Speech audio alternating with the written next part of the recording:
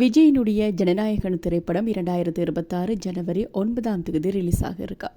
விஜயினுடைய கடைசி படம் என்ற காரணத்தினால அவரினுடைய ரசிகர்கள் மிகவும் ஆவலுடன் இந்த படத்தை எதிர்பார்த்து காத்திருக்கின்றார்கள்.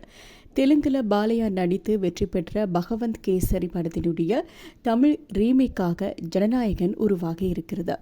அதே நேரத்தில் தமிழுக்கும் விஜய்க்கும் ஏற்றது போல சில மாற்றங்களையும் செய்திருக்கின்றார்கள் என செய்திகள் வெளியாகி இருக்கு. சமீபத்தில் இந்த படத்தினுடைய ஃபர்ஸ்ட் சிங்கிள் வெளியாகி யூடியூப்ல இந்த வீடியோ சாதனை படுத்தி வருது. அதோடு இந்த படத்தினுடைய ஆடியோ லான்ச் வருகின்ற டிசம்பர் 27ஆம் தேதி மலேசியாவில் இருக்கக்கூடிய கோலாலம்பூரில் நடைபெற இருக்கு. அதற்கான வேலைகள் தற்போது விறுவிறுப்பாக நடந்து வருகிறது.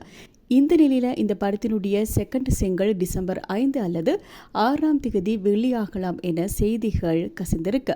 அத்தோடு ஜனநாயக படத்தினுடைய ட்ரெய்லர் வீடியோ 2026 ஜனவரி 1ஆம் தேதி வெளியிட படக்குழு திட்டமிட்டிருப்பதாக தகவல்கள் வெளியாகியிருக்கு.